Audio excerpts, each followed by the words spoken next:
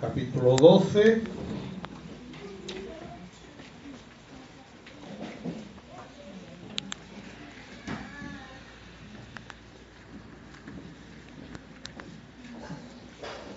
Primera de Corintios, capítulo 12. Vamos a leer del 1 al 11. Amén. Dice: no quiero, hermanos, que ignoréis acerca de los dones espirituales. Sabéis que cuando erais gentiles, Dios te había llamado como se llamaba a Jesús. Por tanto, os hago saber que nadie que hable por el Espíritu de Dios llama anatema a Jesús, y nadie puede llamar a Jesús Señor, sino por el Espíritu Santo.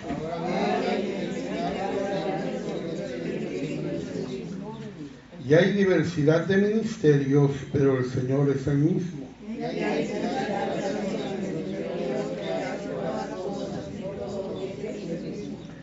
Pero a cada uno le es dada la manifestación del Espíritu para provecho.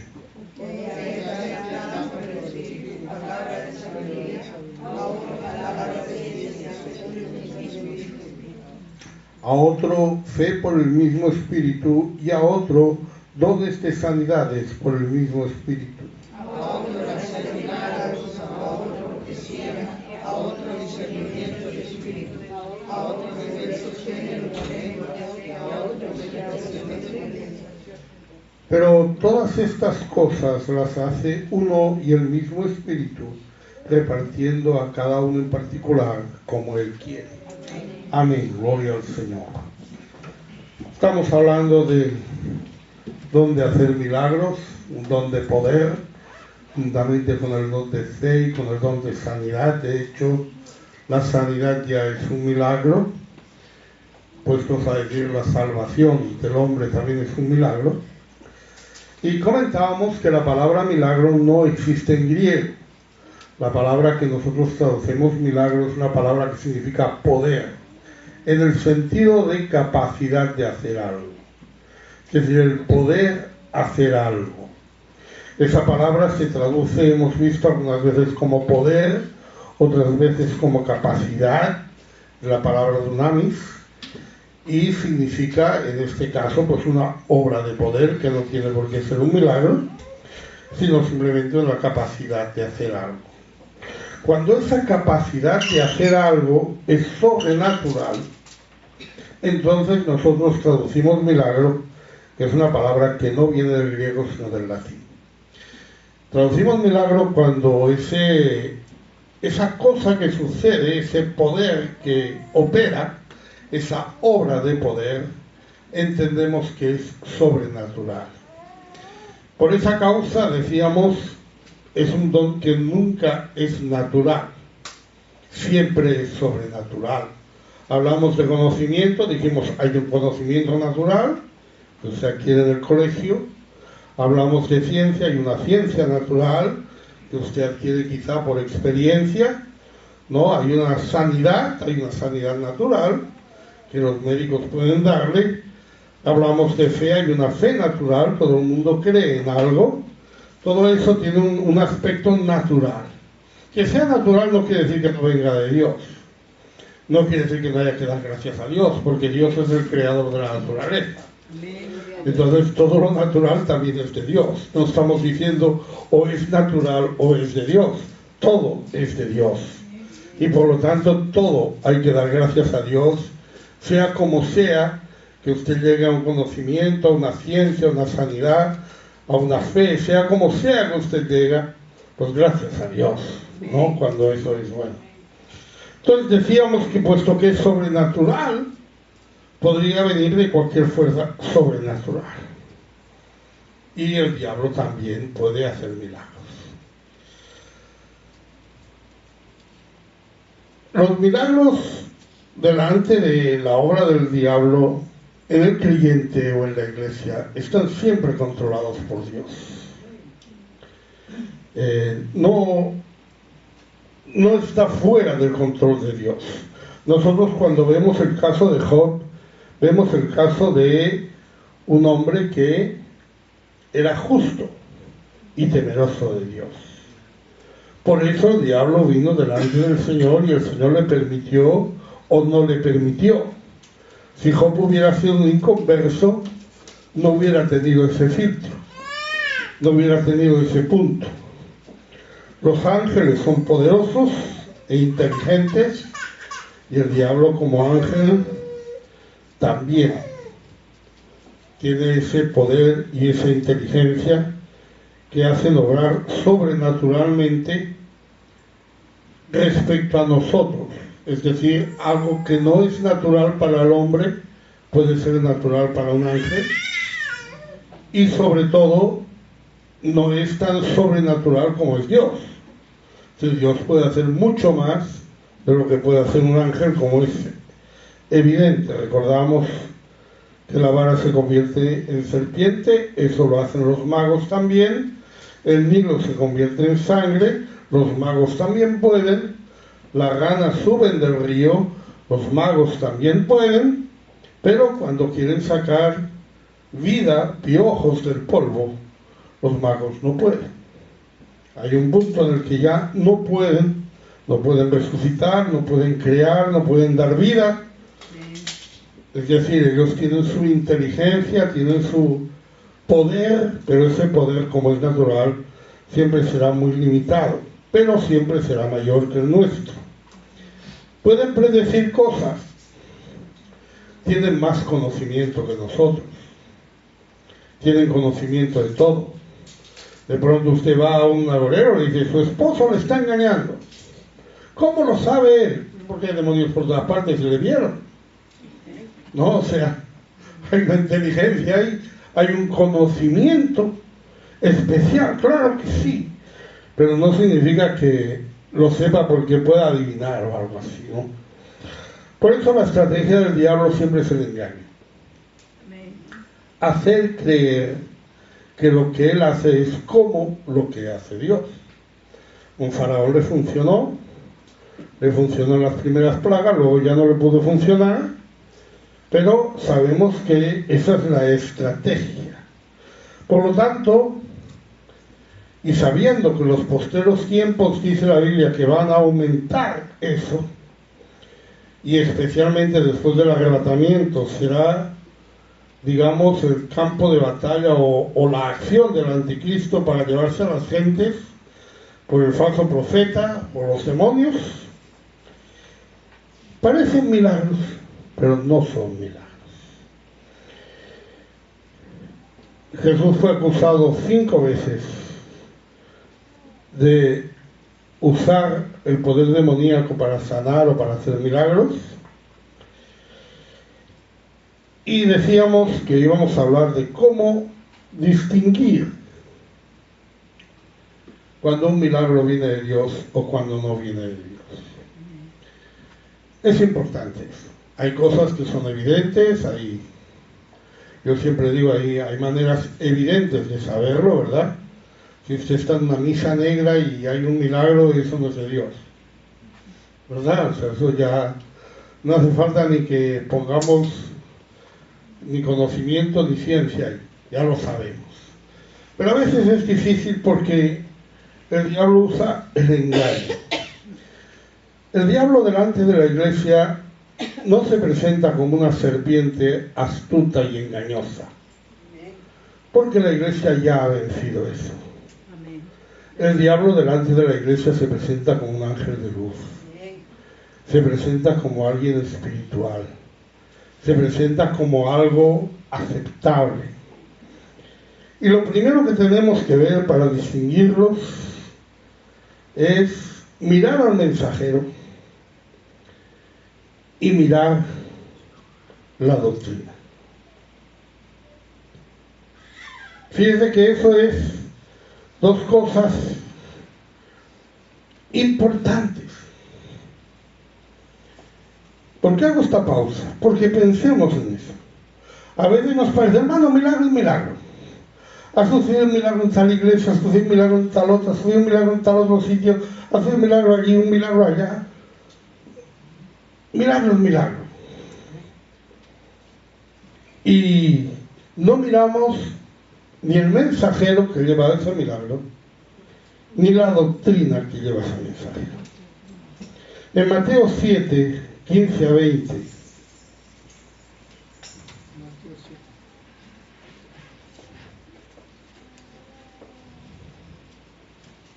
Guardaos de los falsos profetas que vienen a vosotros con vestidos de ovejas, pero por dentro son lobos rapaces.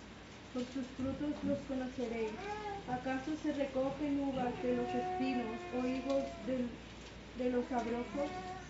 Así todo buen árbol de buenos frutos, pero el árbol malo da frutos malos.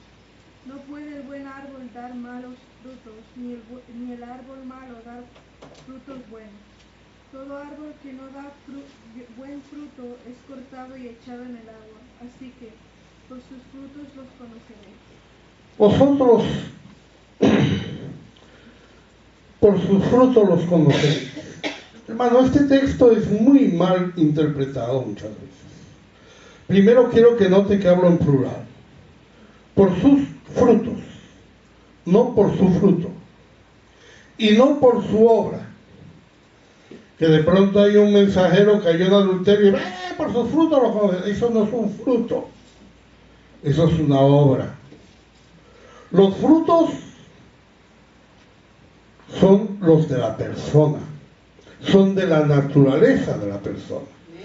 Todos pecamos, todos cometemos errores, unos cometemos más, otros cometen menos, pero eso no es fruto, ni uno lo tiene que usar para juzgar a una persona. Yo no puedo creer en esa persona porque esa persona hace tal o cual cosa. Lo que hay que ver es cómo es él. Todos hemos hecho buenas cosas y todos hemos hecho malas cosas. Si se tratara de juzgar por eso, si alguien le dice a usted que es un árbol malo, usted puede decir, pero yo he hecho cosas buenas, luego no puedo ser un árbol malo. Si alguien le dijera que usted es un árbol bueno, usted podría decir, pero yo he hecho cosas malas, no puedo ser un árbol bueno. Estamos hablando de la naturaleza de la persona, no de lo que hace, sino de su naturaleza. Es decir, tenemos que conocer a la persona. Por eso es tan importante conocer. No se trata de una persona que llega aquí un día a hacer un milagro. Se trata de un hermano. Se trata de alguien que usted conoce, que usted sabe que persevera, que está en el camino del Señor, sabe que no es perfecto, pero sabe de sus frutos, ¿verdad? Hay hermanos aquí, años casados con sus esposas, pues fruto. Digo fruto, ¿por qué? Porque eso no es un acto, eso es una constancia, eso es algo que está en ellos. Ahora, que en ese camino con su esposa ha tenido problemas, sí. ¿Ha tenido fallos? Sí. ¿Ha hecho cosas malas? Sí. En todo tal vez, pero usted ve su fruto. Su fruto es bueno. Ahí está. Entonces por sus frutos lo conoceréis. No nos fiemos de milagros de desconocidos. No vayamos ahí buscando, no, este dice que hace milagros, vamos a ver a este. No. Hay que conocer al mensajero. Recordamos esas palabras de Mateo 7, 21 a 23. A continuación de las que hemos leído. No todo el que me dice Señor, Señor, entrará en el reino de los cielos, sino el que hace la voluntad de mi Padre que está en los cielos. Muchos me dirán que en aquel día, Señor, Señor, no profetizamos en tu nombre, y en tu nombre echamos fuera demonios, y en tu nombre hicimos muchos milagros. Y entonces les declararé, nunca os conocí, apartaos de mí, hacedores de maldad. Eso está a continuación. Hemos empezado diciendo guardaos de los falsos profetas, que son lobos vestidos de cordero. Hemos dicho por sus frutos los conoceréis. Y ahora decimos muchos van a llegar en ese día, que no van a ser reconocidos por el Señor. Hay que conocer al mensajero. Hay hacedores de maldad. No persona que comete un pecado, que esos son todas. No persona que comete errores, no persona que hace mal, que esos son todos, sino hacedores. Interesante la palabra maldad. Hermano, la palabra maldad es la palabra amonía, que viene de amonos, que significa sin ley. Sin ley. Y se traduce también de otras maneras. Por ejemplo, en 1 de Juan 3:4.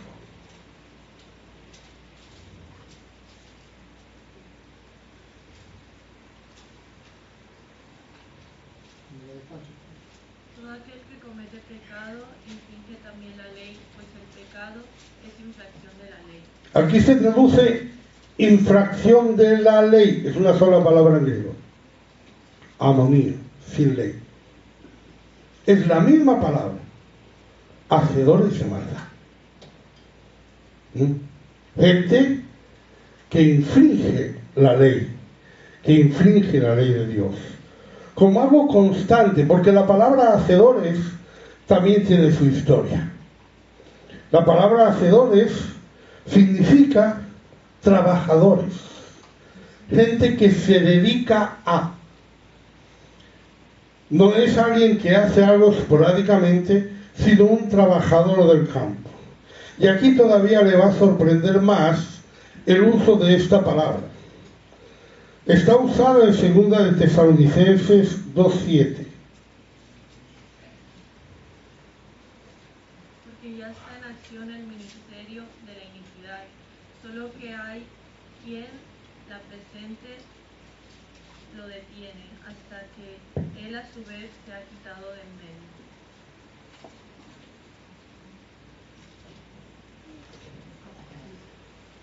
Hasta el 9. No, el 8. Y entonces se manifestará aquel inicuo a quien el Señor matará con el espíritu de su boca y destruirá con el resplandor de su venida. Está en acción el misterio de la iniquidad. Esta palabra es hacedor de maldad. Misterio de los hacedores de maldad. Y entonces se manifestará aquel hacedor de maldad, inicuo. Fíjense lo que estoy diciendo. Tenemos que mirar al mensaje. No podemos aceptar cualquier cosa que venga de cualquier parte. Hay que mirar al mensajero. Pero hace milagros.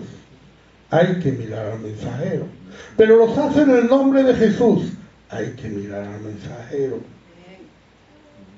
El Señor nos advirtió. Pablo nos advierte. Hay advertencias. Alguien nos enseña sobre esto. Entonces pensemos en eso. Porque uno cuando va tras milagros, se va detrás de cualquiera que haga milagros. Y hay que tener mucho cuidado. Porque cuando un milagro sobrenatural solo puede venir de dos puertas. Y una de las maneras de saberlo es saber quién es el mensajero. Quién es la persona que está obrando ese milagro. Para saber si está sirviendo al misterio de iniquidad o está sirviendo al misterio de piedad. Y la segunda parte que tenemos que ver es la doctrina. Esto está más clarito en 1 de Juan 4, del 2 al 6.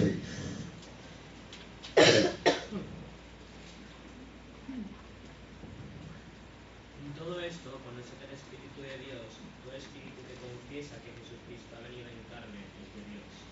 Y todo espíritu que no confiesa que Jesucristo ha venido en carne no es de Dios. Este es el espíritu del anticristo, el cual vosotros habéis oído que viene y que ahora ya está en el mundo.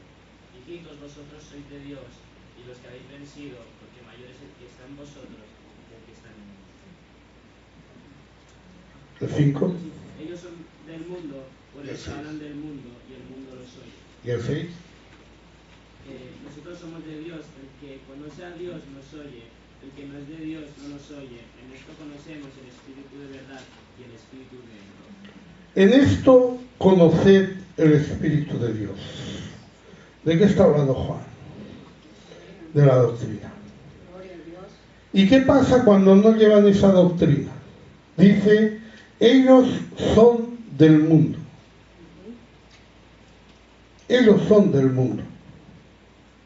Y acaba diciendo, en esto conocemos el espíritu de verdad y el espíritu de error. Tenemos que ser vigilantes. Hay doctrinas falsas, luego hay mensajeros falsos, luego hay milagros falsos. Y esto tenemos que entenderlo. En 2 de Corintios 11, 13 y 14.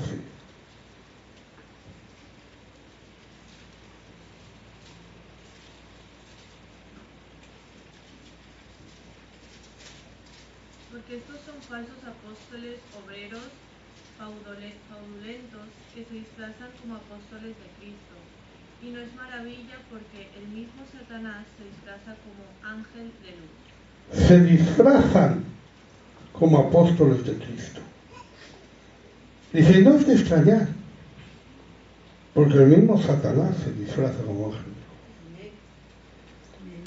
Peligro en buscar el milagro, peligro en seguir el milagro,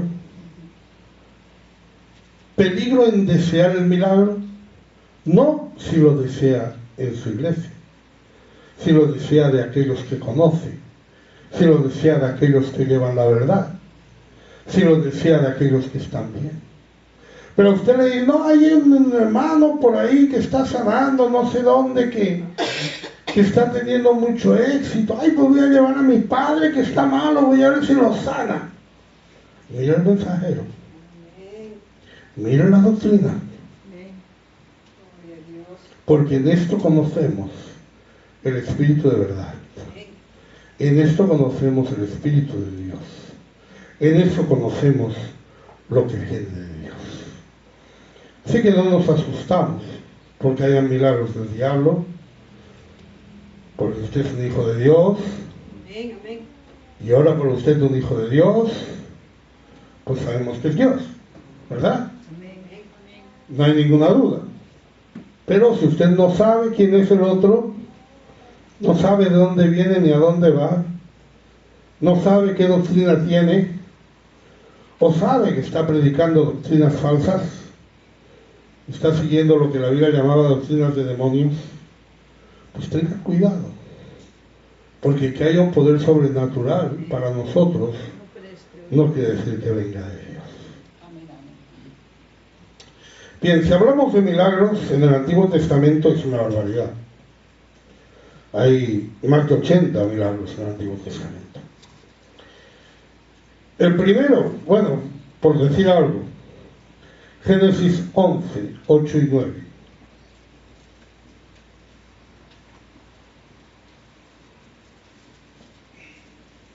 Así los esparció Jehová desde allí sobre la faz de toda la tierra, y dejaron de edificar la ciudad. Por esto fue llamado el nombre de ella Babel, porque allí confundió Jehová el lenguaje de toda la tierra, y desde allí los esparció sobre la faz de toda la tierra. Allí confundió Jehová el lenguaje de toda la tierra. Tal vez sea el primer milagro. ¿Usted quiere considerar el diluvio un milagro? Es un juicio. Pero si quiere considerar un milagro, no nos vamos a pelear porque sea 80-81. No hay problema ninguno. A veces es difícil saber lo que es un milagro y lo que no, la verdad. Pero me refiero que empezamos por ahí y tenemos muchos milagros. Las plagas de Egipto fueron milagros. La columna de nube en el día y de fuego en la noche fue un milagro. La división del Mar Rojo fue un milagro.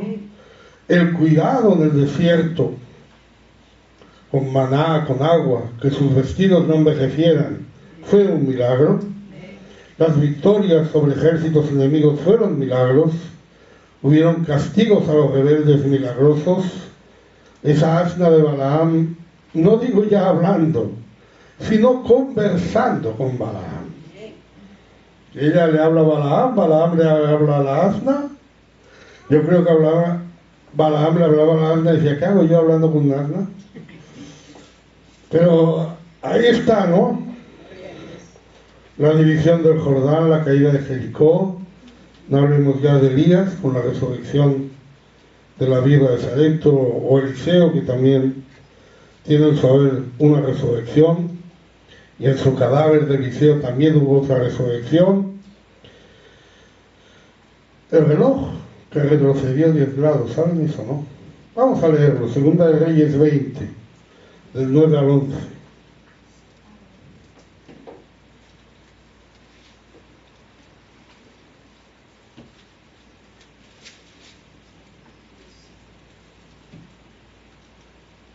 Respondió Isaías: esta señal tendrás de Jehová, de que hará Jehová esto que ha dicho.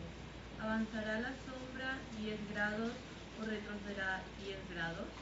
Y Ezequías respondió: fácil cosa es que la sombra decline 10 grados, pero no que la sombra vuelva atrás 10 grados.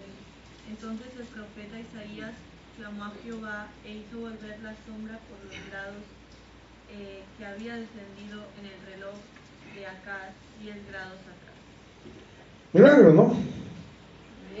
Imaginen usted, ¿quiere que se adelante 10 minutos o que se le atrase 10 minutos? Que se atrase 10 minutos y usted ve ahí la saeta y para atrás. ¿Ah? Milagros, la historia de Jonás. Allá hay varios milagros. Sadrach, Mesach y Abednego en el horno ardiente, Daniel en el foso de los leones, y quizá el último de los milagros del Antiguo Testamento, Daniel 5, 24 a 30.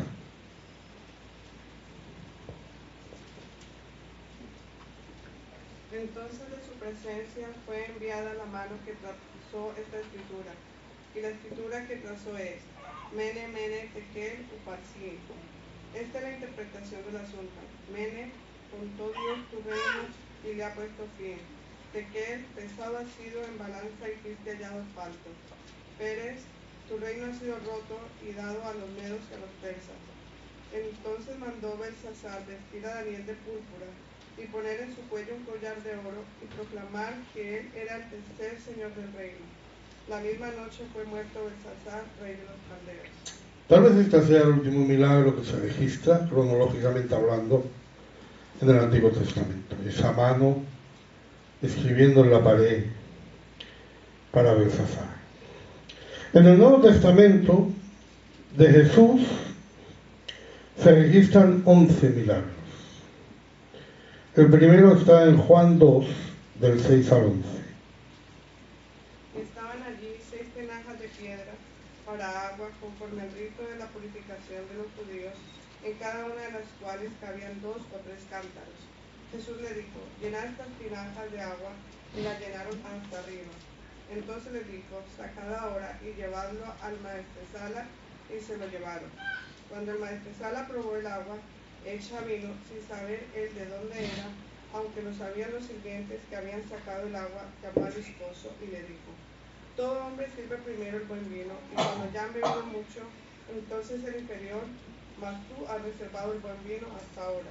Este principio de señales hizo Jesús en Caná de Galilea y manifestó su gloria, y sus discípulos creyeron en él. Esta primera señal del Señor en Caná de Galilea, famosa, conversión de agua en vino, fue una señal privada.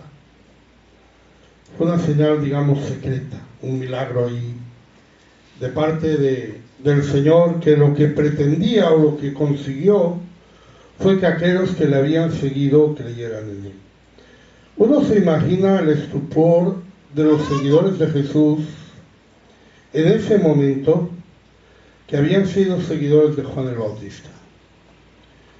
Digo, uno se imagina el estupor porque usted está siguiendo a un profeta, digamos, que no come más que langostas y miel silvestre, que viste piel de camello, un hombre dedicado a su ministerio, y de pronto él le presenta al Cordero de Dios que quita el pecado del mundo. Usted lo cree y dice: voy a seguir a ese hombre, y ese hombre lo primero que le dice es: vamos a una boda.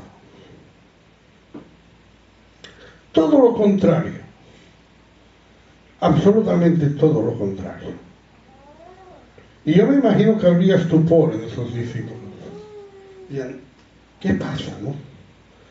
No parece que esto sea de Dios, no parece que esto sea... Siempre somos muy dados a pensar y a juzgar, ¿no? Yo me imagino. A lo mejor yo me lo imagino porque sería lo que yo haría, ellos no lo hicieron, también podría ser.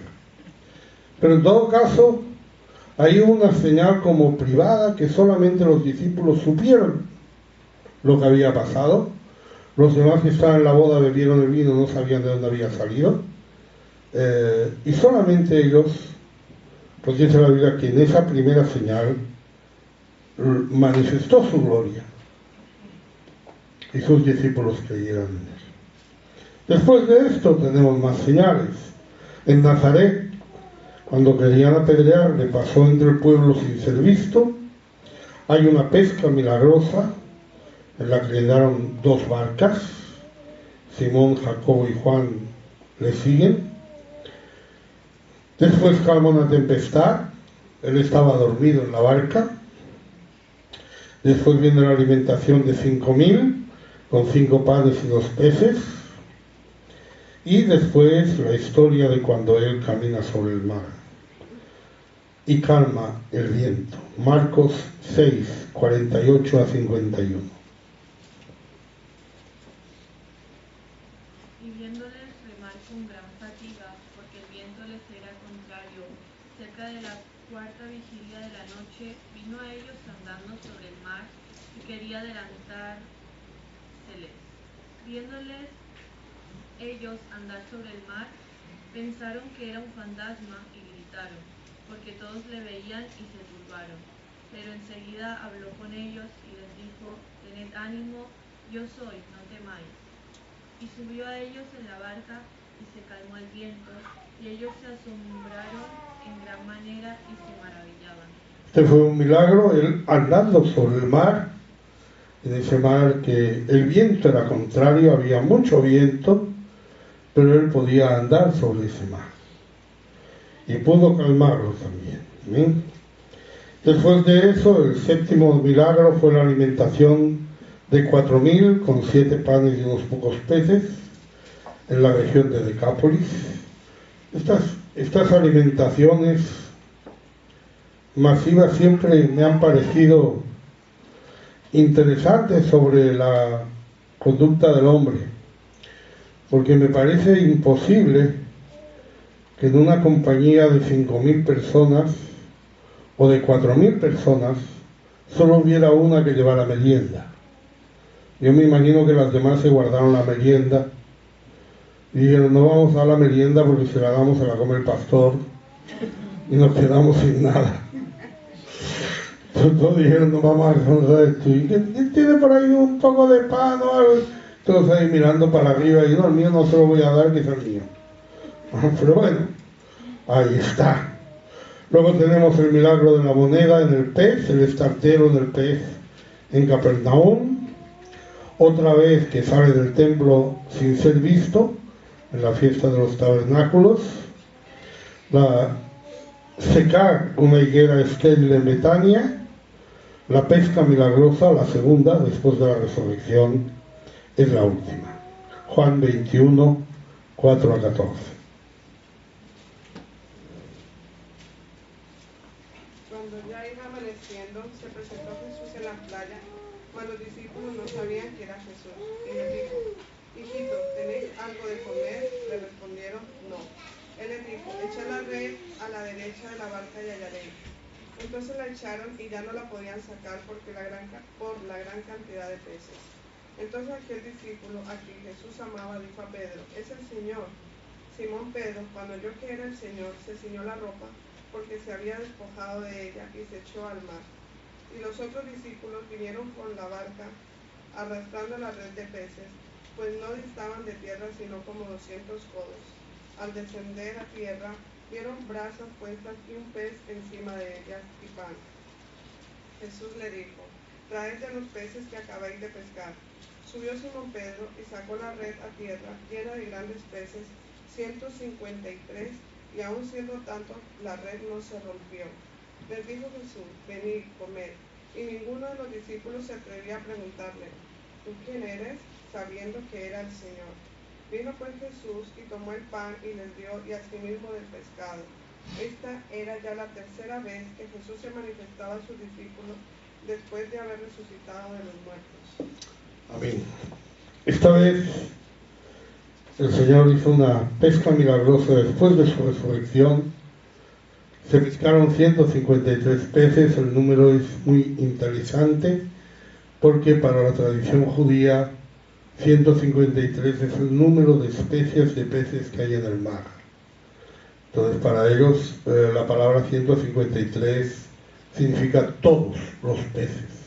Pero bueno, eso ya correspondería a otro mensaje. En todo caso, lo que vemos aquí, que ya el Señor tenía su pescado preparado y ese fue su último milagro. Dentro del capítulo de milagros, dentro de las sanidades pusimos el echar fuera demonios. Alguno diría, ese era un milagro.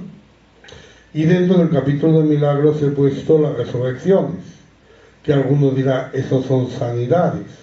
No lo sé. Pero en todo caso recordamos que Jesús hizo 3 resurrecciones: la resurrección del hijo de la viuda de Naín, la resurrección de la hija de Jairo y la resurrección de Lázaro. En el Antiguo Testamento tuvimos 3 resurrecciones, una de Elías, otra de Eliseo y otra del que cayó encima de los huesos de Eliseo. Jesús hizo 3 resurrecciones, que son 6. Quiere decir que la resurrección de Jesús es la 7ª resurrección que se menciona en la Biblia. En cuanto a la Iglesia, solo se registran 6 milagros. Hemos estado insistiendo que en Hechos de los Apóstoles se insiste mucho más en la predicación del Evangelio que en milagros o sanidades o señales. Se mencionan, pero no suelen haber demasiadas. De milagros solamente veremos 6. En Hechos 5, del 1 al 10. Pero cierto hombre llamado Ananías, con Safira su mujer, vendió una heredad, y sustrajo del precio, sabiéndolo también su mujer, y trayendo solo una parte, la puso a los pies de los apóstoles.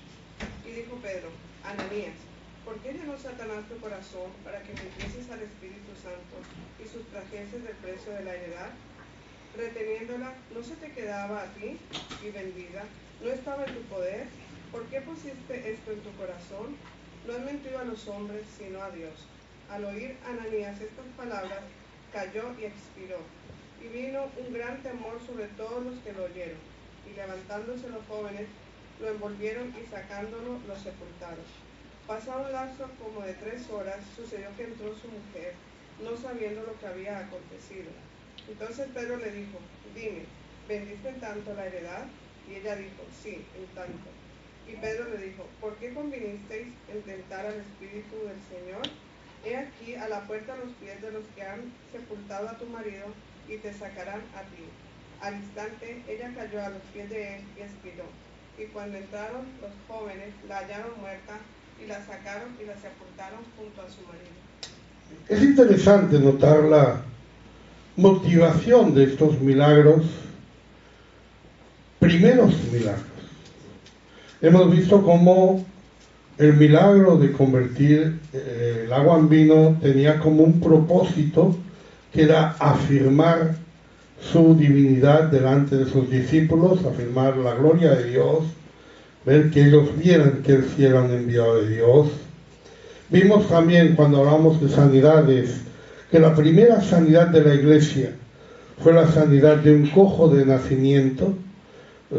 Sanar a una persona que tiene un defecto de nacimiento no era usual. De hecho, el ciego de nacimiento que sanó Jesús fue el primero que fue sanado siendo enfermo de nacimiento. La Iglesia lo hizo, y lo hizo para demostrar que el poder de Dios, el poder de Jesús, permanecía en la Iglesia aunque ella se hubiera ido, delante de la gente, delante de los principales. Realmente fue así, ellos fueron perseguidos por esto.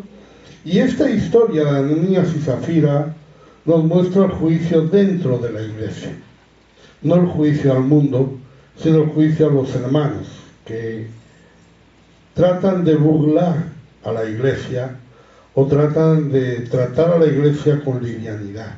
¿Amén? Estamos en el camino del Señor, amén. Hay que ser honrados, hay que hacer las cosas bien.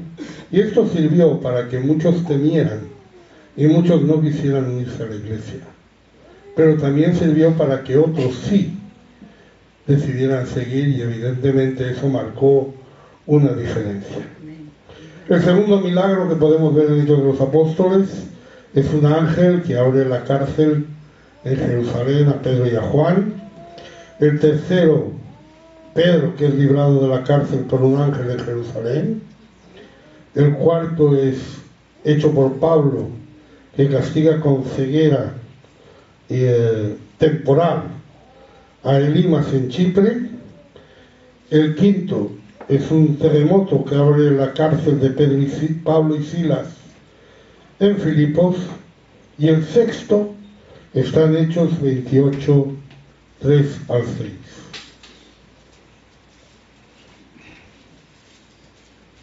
Entonces, habiendo recogido Pablo algunas ramas secas y hecho al fuego, y una víbora, huyendo del calor, se le prendió en la mano.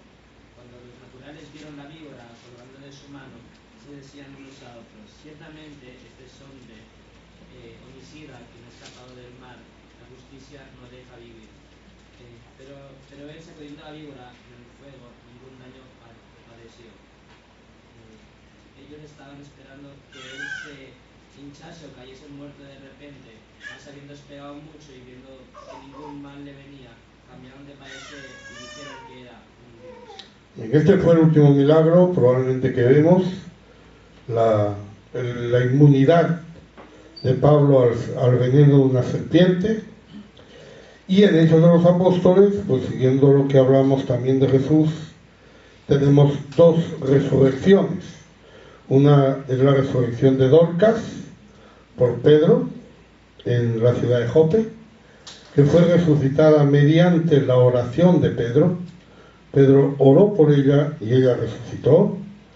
Y la segunda es la resurrección de Eutico por parte de Pablo, en Hechos 20, del 9 al 12.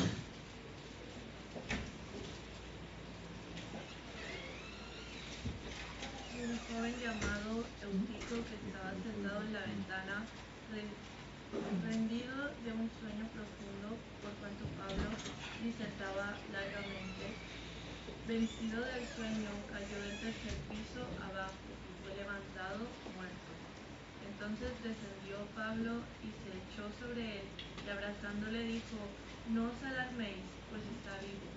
Después de haber subido y partido el pan y comido, habló largamente hasta el alba, y así salió. Y llevaron al joven vivo y fueron grandes consolados. Amén. Así fue la historia de Eutico. También muy sorprendente para mí el hecho de que en medio de una predicación este chico cayera por la ventana.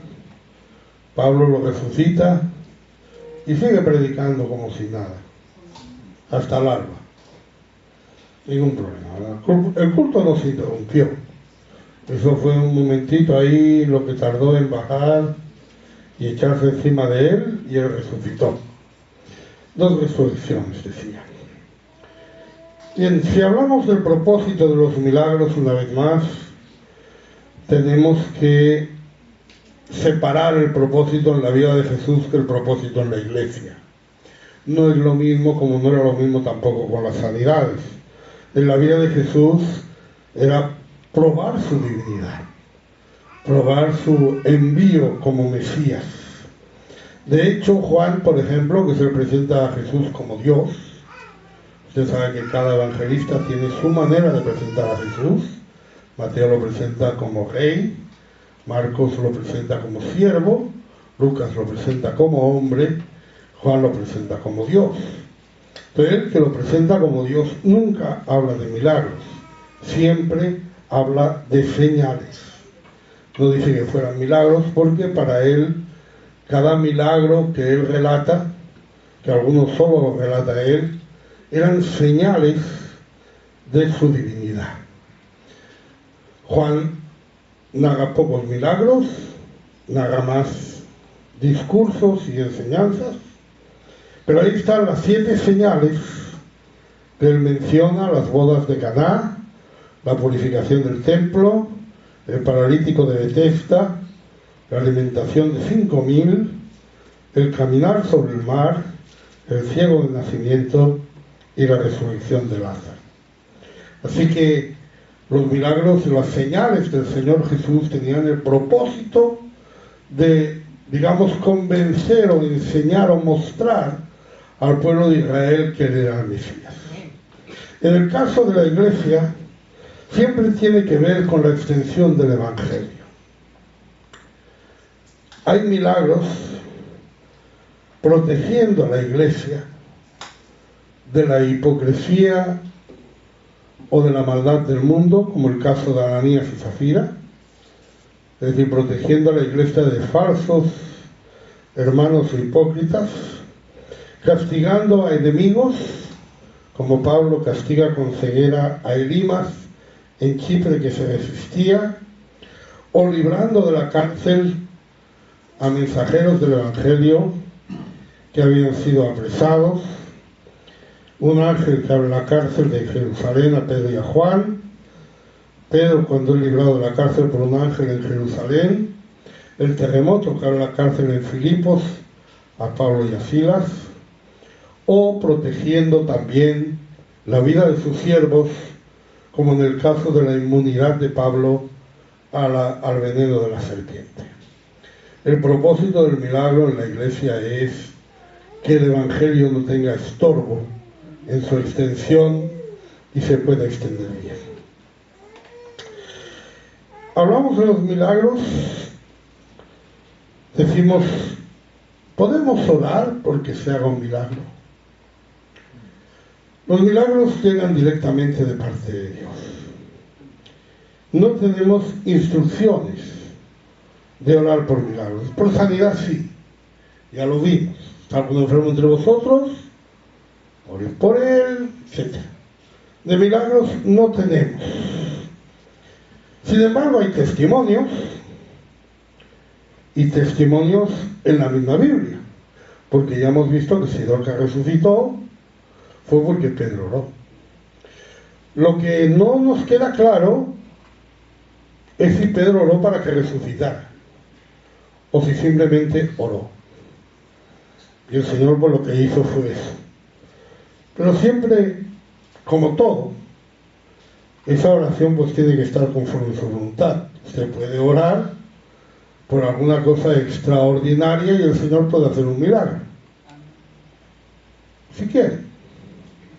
Si es su voluntad. Siempre será para edificar y no para perder almas. Siempre será para bien, digamos, ¿no? No hay ningún milagro con fines personales o egoístas, sino siempre con una finalidad. Hemos visto que los milagros en Hechos tenían que ver con la expansión del Evangelio, ¿verdad? Por ejemplo, en Lucas 9, 52 a 56.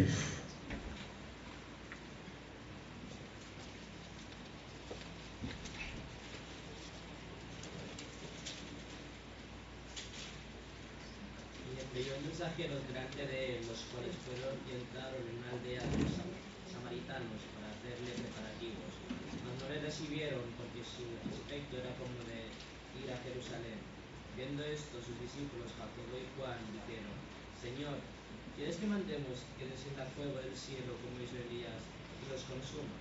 Entonces volviéndose él, los reprendió y diciendo: ¿Vosotros no sabéis de qué espíritu sois? Porque el Hijo del Hombre no ha venido para perder las almas de los hombres, sino para salvarlas. Y se fueron a otra aldea. Esta historia nos muestra algo muy interesante del carácter del hombre, ¿no? De nosotros, vaya, que somos así. Jacobo y Juan ya habían sido enviados a sanar enfermos, habían sido enviados a predicar el Evangelio, los 12 ya habían sido enviados, ellos habían vuelto sorprendidos de que los demonios se les sujetaban en su nombre, y ahora se encuentran ante una situación, digamos, contraria. Ellos van a aldeas de samaritanos para buscar un lugar para que el Señor pose, y no les quieren recibir porque son judíos, y judíos y samaritanos no se tratan entre sí. Entonces ellos dicen: vamos a orar para que descienda fuego del cielo que los consuma. Queremos un milagro, pero no un milagro para la salvación de los samaritanos, sino para que ardan. ¿Ah? El Señor les dice: no sabéis de qué espíritu sois. El Señor hará los milagros que Él quiera y cuando quiera. Nosotros podemos pedir al Señor lo que nosotros queramos. Incluso a veces no estaremos pidiendo milagros y sucederán, pero no tenemos un mandamiento. De hecho, nosotros no lo hacemos porque nosotros oramos por los enfermos. Cuando alguien está enfermo, nos gusta decir a la familia que creemos en un Dios que sana y que podemos orar por esa persona para que el Señor la levante, pero no oramos por los muertos. ¿Verdad que no? Cuando alguien muere nos le decimos: nosotros creemos en un Dios que resucita, vamos a orar que el Señor lo levante. ¿Por qué no lo hacemos?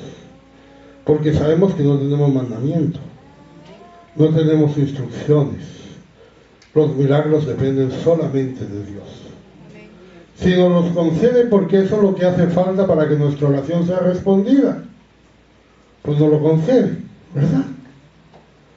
Nosotros tuvimos un caso, voy a contar por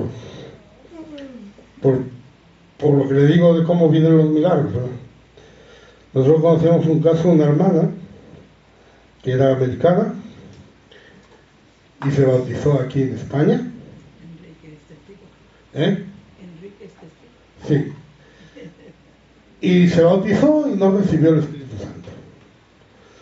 Se tenía que volver a Estados Unidos y no había recibido el Espíritu Santo. Y le sabía mal irse sin el Espíritu Santo. Estaba diciendo que... ¿Cómo se llama? ¿Karen? Bueno. Estaba orando, estaba buscando de Dios, que Dios le diera el Espíritu Santo, que Dios le diera el Espíritu Santo. Y al final pues llegó el día de irse y no lo había recibido. Ella fue a coger el coche para ir al aeropuerto y el coche no arrancaba. Entonces ella oró a Dios y el coche arrancó. ¿Sería un milagro? Bueno, cada uno piensa lo que quiera, ¿no? Para ella sí. Ella se puso a adorar a Dios y recibió el Espíritu Santo. ¿Qué quiero decir con eso? Lo dejamos en las manos de Dios. El pueblo de Dios no necesita milagros. Creemos por fe y no por vista. Pero nos gustan, los queremos, si van a ayudar a la salvación de las almas, si van a ayudar a que alguien tome una decisión. No queremos que caiga fuego del cielo contra nadie, sino queremos que si el Señor quiere, pues haga lo que Él vea. Y nosotros vamos a gozar y vamos a darle gracias a Dios. Amén. Gloria al Señor. Aleluya. Es un Dios, tenemos un Dios grande, poderoso, pero sobre todo un Dios que ama las almas, un Dios que quiere la salvación del hombre por encima de todo. Amén. Gloria al Señor. Amén. Vamos a cantar. Aleluya.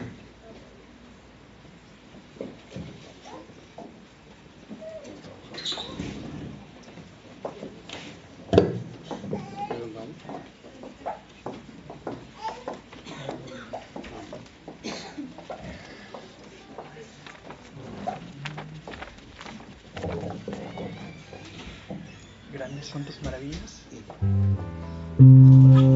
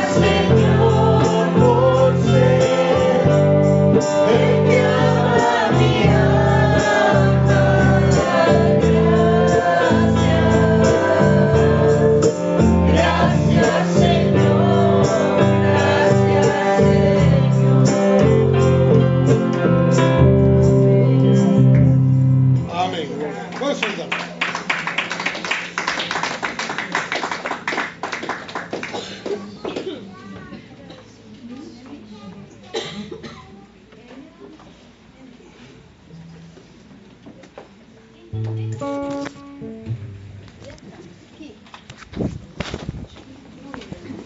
Ahí pasa. Ahí delante, con Michelle, ahí delante. Con Michelle, ve con Michelle, ponte, sí.